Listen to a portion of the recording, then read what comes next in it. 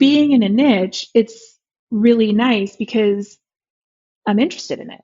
I want to understand your operations. I want to understand your products. I want to understand what goes in there. What are the ingredients?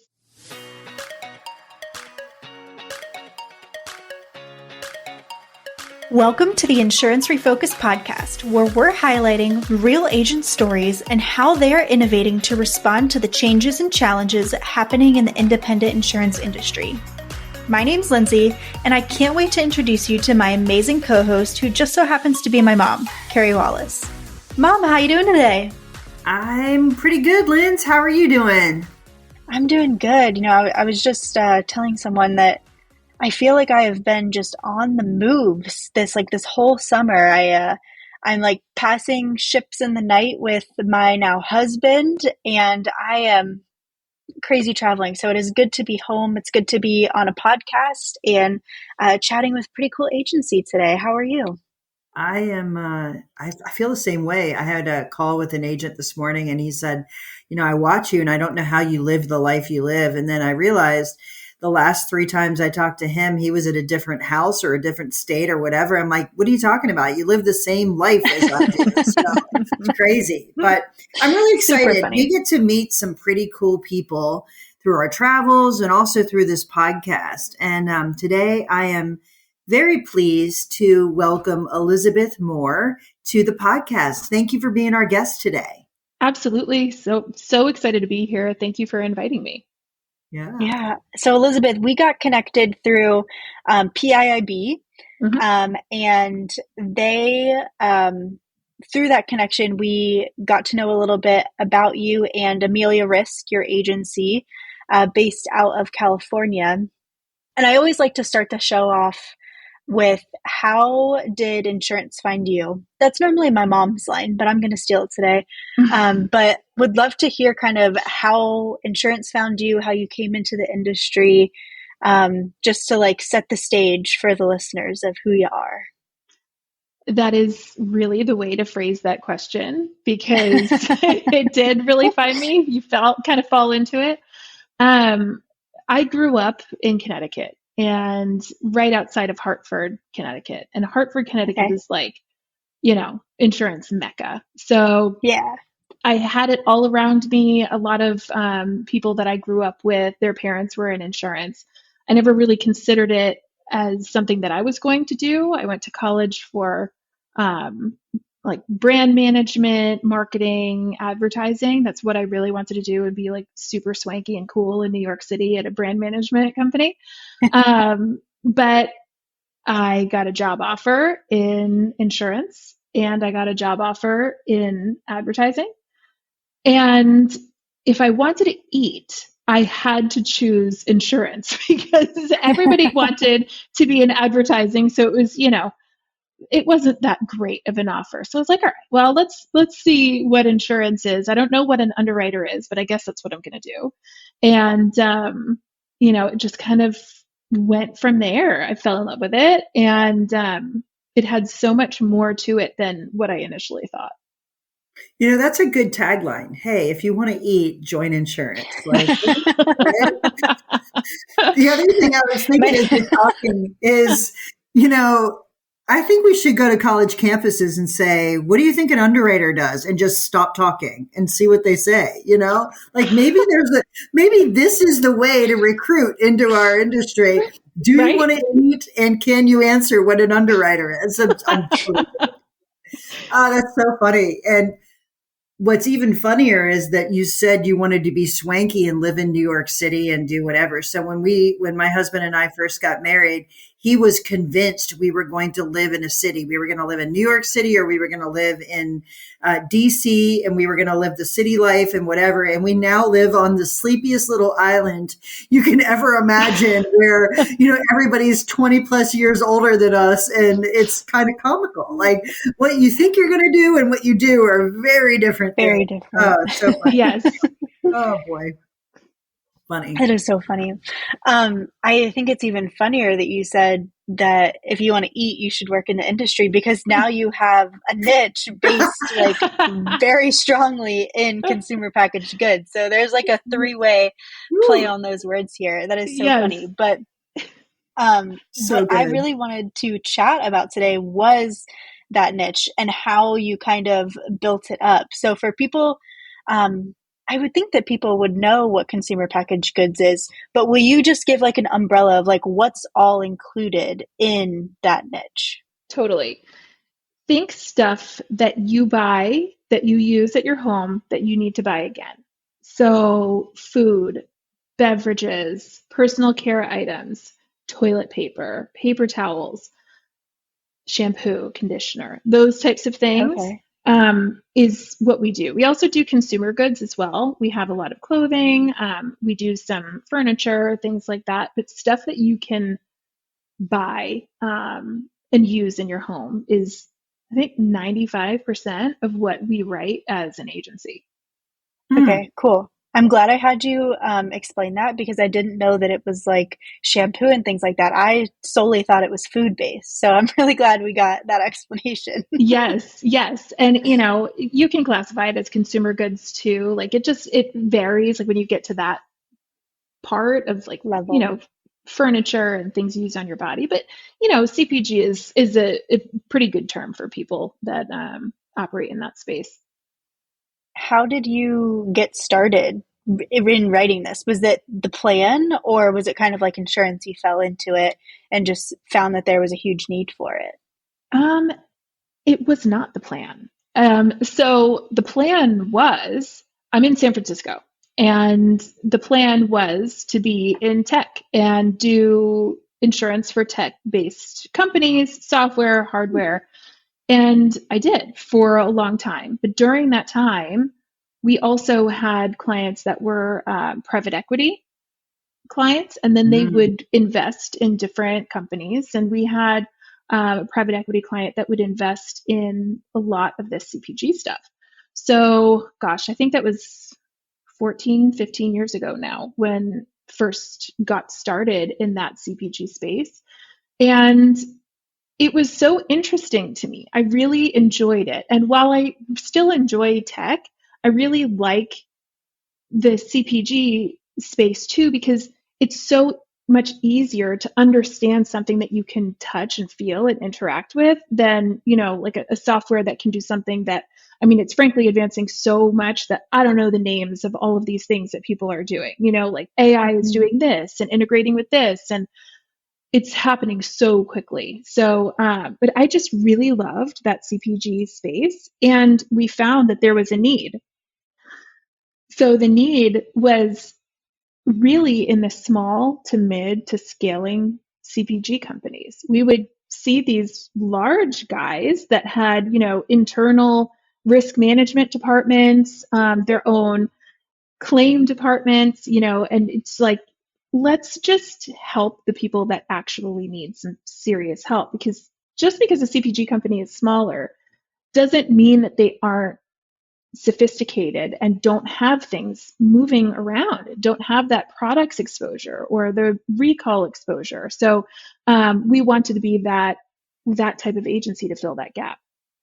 So I would think that the CPG space might be crowded. Is that a accurate assumption? And if I'm being real, so is the contractor space. So is let's name it.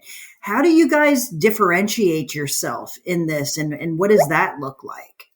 Sure. So it wasn't all that crowded when we first started. Huh? And we started about 5 years ago. There were some larger guys that, would do some CPG business, but it wasn't a ton. There's a lot more now than there was in the past. As far as differentiating ourselves, you know, the name Amelia Risk is based on the word ameliorate. So we thought there was, being a brand person, like I thought there was some cool branding opportunities, like by personifying Amelia eventually to, ask Amelia or something in the future. But it's based on the word ameliorate. And we wanted to make the process better and easier. It doesn't need to be completely rehung. We just want to make it easier to do business. And that means a couple of things.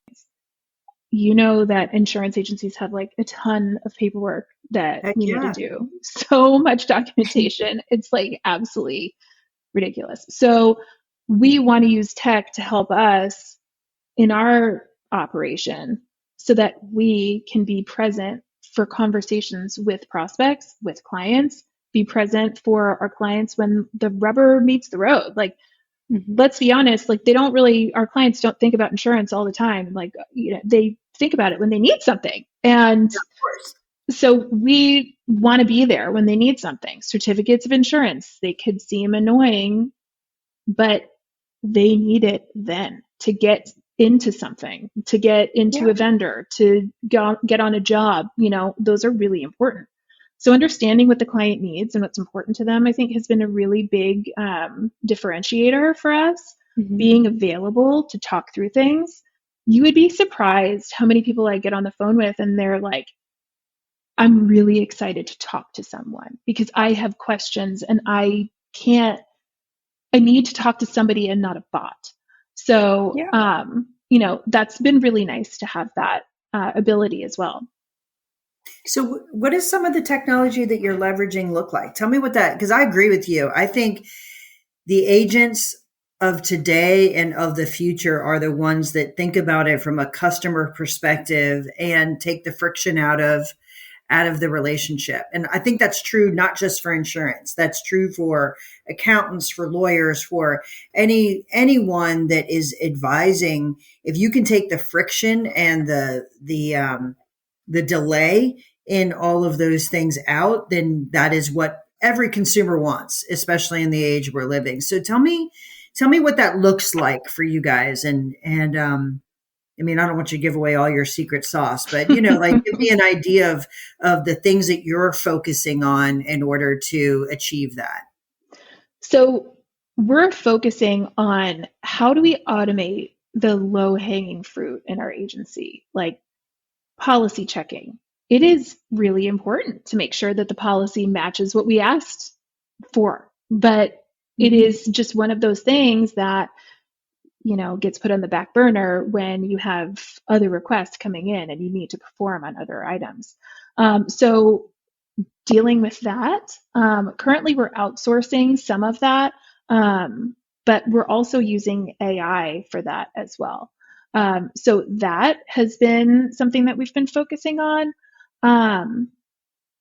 We've also been trying to figure out AI in relation to our agency on where it would be most meaningful. And you have in an agency so many disparate systems that would just be so much easier if things were connected.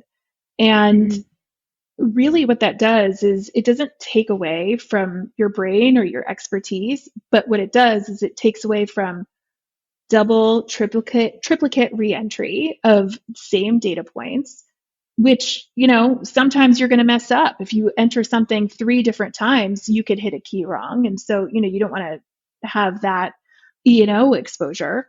We're testing a new software for application capture from our clients. So that would be interesting, getting that data directly from the client to put into our agency management system so that we don't have to, again, review those applications and get that same data into our agency management system, which in effect is our filing cabinet, right? It's just a digital filing cabinet. We need for it to be smarter. So those are some of the things that we're doing. We're always evaluating new tech, and I'm sure that you've seen so many new things just like us come out. Like, it seems like there's another solution every couple of months, which is really fantastic, but also overwhelming to evaluate.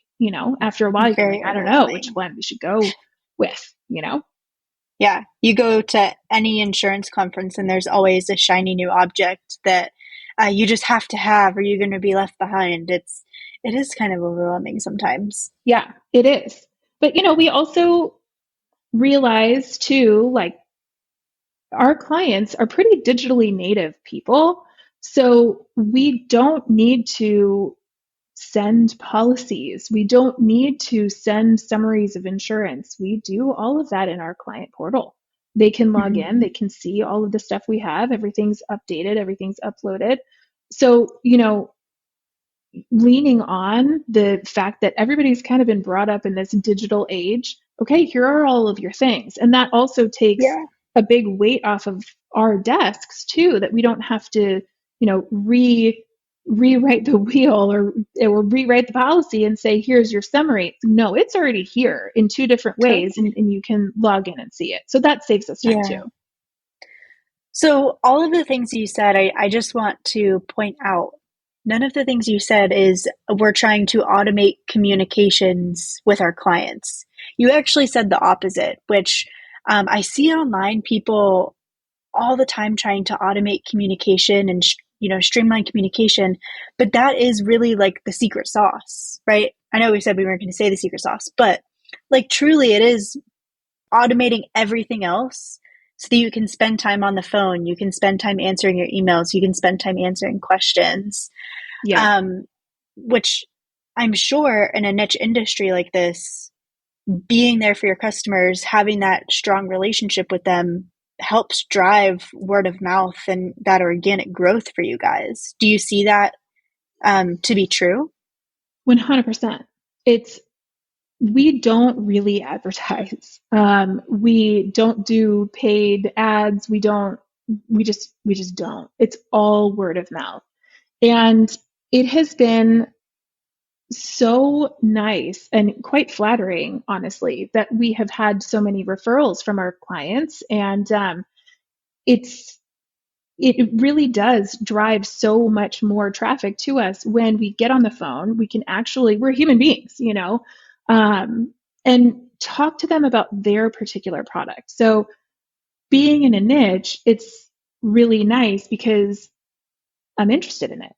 I want to understand your operations. I want to understand your products. I want to understand what goes in there. What are the ingredients? And then getting into the nitty gritty of what a policy is going to cover with that particular client with those particular ingredients and have a meaningful conversation for them, not just an overarching, here's what you should be concerned about in your industry. Yeah. I see that you have talc in your product. We need to focus on that because you're going to see exclusions in this policy, and this policy, and this policy. Do you care about this enough to pay 2x? So having those conversations, like those actual real conversations about your risk, do you care about it? Is it something that you want to insure? We can get insurance for it. We're so nichey that we've been able to fashion our own endorsements with a couple of different companies out there, insurance companies, which has been really nice. So yeah, it really does drive some traffic just having those conversations. I would think though, in your particular niche, because it's so broad, you got to know a lot of things about a lot of different organizations in order. I mean, if you focus on trucking or you focus on, that is the same thing, or focus on veterinarians or whatever that is. This is not that. It's consumer goods that could be anything. That's hard, in my opinion. Am I missing something there? But that's a lot of different things to know. So it's not really just one niche. It's like one vertical, if you will, that could be lots of different things inside it. Right? Exactly. Yeah. That, in my opinion, is what makes it really fun. Yeah. To, continue to learn and see all of these different things. The operations from CPG company to CPG company, yes, there are some nuances and differences here and there. Everybody's supply chain looks a little bit different. But the products are what is really differentiating them. And that's so interesting to look and see, like, also for my own personal, like, I am the procurement department of my family. And so seeing all of these different things coming out, it's like, yep, I'll take one of those. I'll take one of those. So it's really fun. But yeah, it keeps you on your toes. You need to look and see what it is that you're doing, and then always consistently review the insurance policies. I mean, it's not a secret. You have to read the insurance policies. Not everybody does it, but you need to. Yeah. All the time. Yeah. So as you're thinking about the technology to automate some of this, you said it's really hard. They're coming at you fast. Is there a person inside your agency that takes that role on, or how do you approach that so you don't overwhelm your team with all the new fancy new stuff? So, what does that process look like inside your agency? As far as evaluation of new tech, it's usually me, my co-founder, Danielle, and our COO, Jess. We're the ones that are constantly out there evaluating new things. When we choose to adopt something, we will adopt it just the three of us and see how are we using it? Is this something that we want to roll out? If yes, what do we want our team to use it for? And how do we want that process to look like? But I mean, it's been really interesting to evaluate all of these things with my thought process, Jess's and Danielle's. Danielle is very sales focused. Jess is very operations focused. I'm kind of like all of it. Like I'm just kind of bouncing around from place to place. And so having those different perspectives has been really useful. And having those different people on the call has been really useful because they'll ask questions that I wouldn't have thought of. But so far, we just added a new AI tech to our stack like a couple weeks ago. And we're just now rolling it out to the rest of our employees. Yeah. So Elizabeth, this is just my perspective, but I look at agencies and I do my best to help agencies be as profitable as they can be, for them to grow, position themselves to have as many options as they want, whether that's to acquire other agencies, whether it's to maximize their value to exit, or anything in between, right? And lots of times agents will say, well, what strategy should I embrace in order to do these things? And one of the statistics that rolls around in my head a lot is 56% of independent insurance agencies have no niche, none. They are generalists. And that was really, and I know plenty of generalist agencies that are very successful. So please don't send me hate mail if you're a generalist. But it's getting harder and harder and harder to be a generalist and accomplish high profitability and high growth and high efficiency, which drives profitability.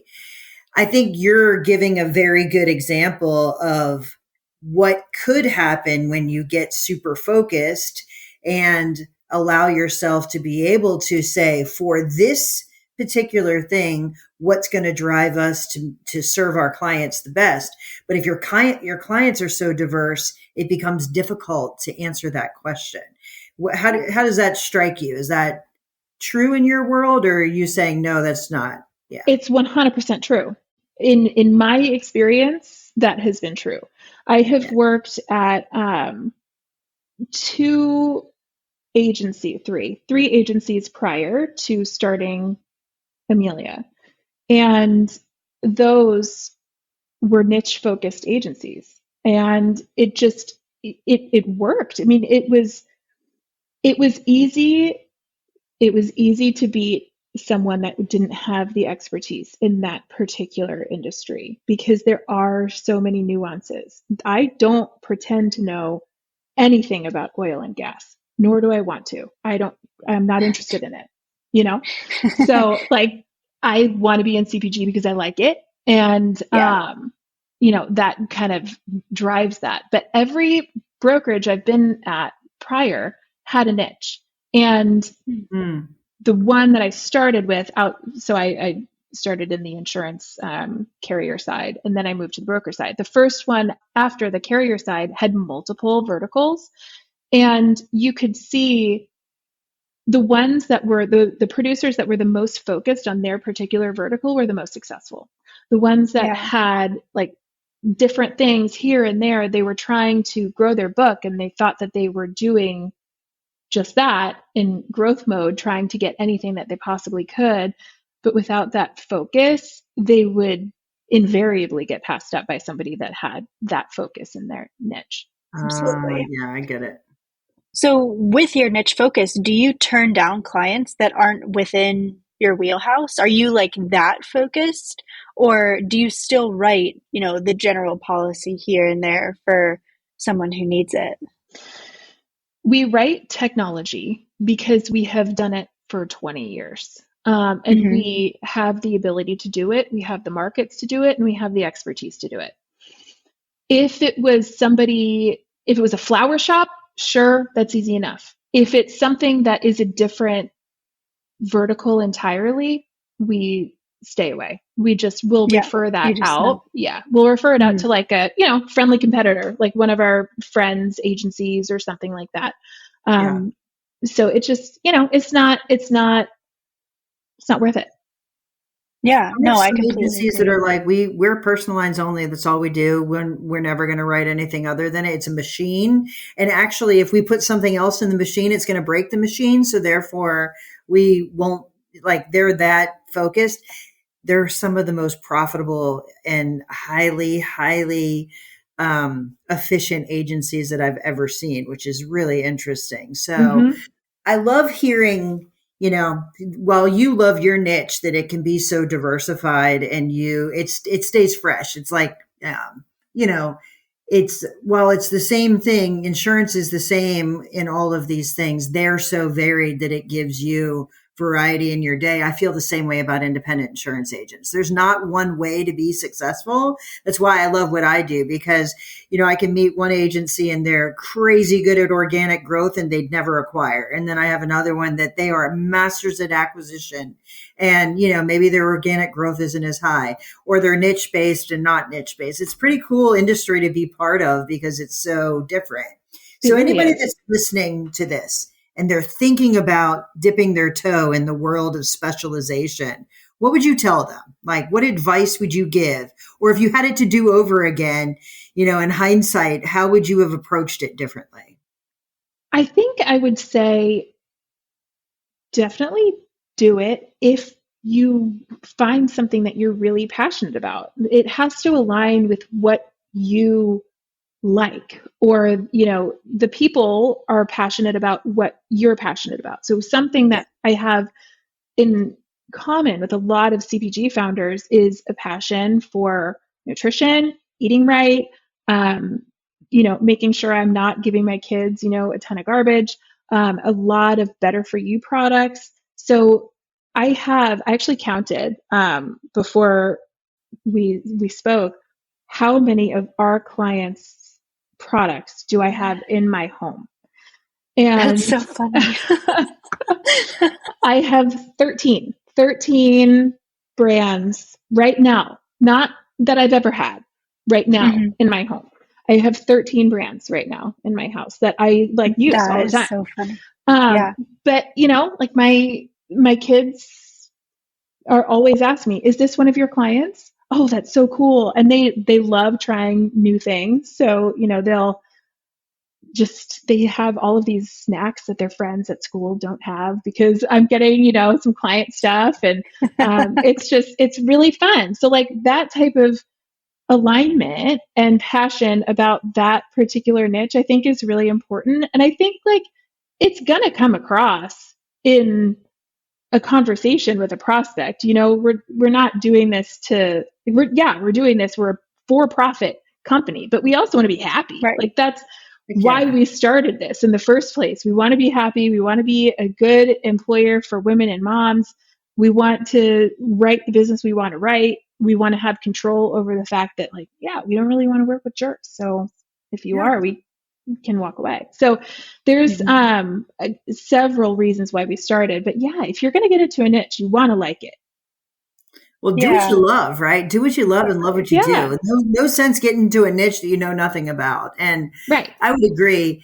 You can't fake passion. You literally can't. You just can't. So it's funny. I was talking to my niece earlier, and she's looking to change careers, and she's asked me often, and her passion is horses, and she lives in Texas, and she's thinking she might want to dip her toe into the insurance world. And I'm like, good, find an agency that can help you build the niche around what you love. Like, Lord have mercy, don't make the mistake of just selling whatever. Like, find somebody who's going to do that, because you'll be super successful.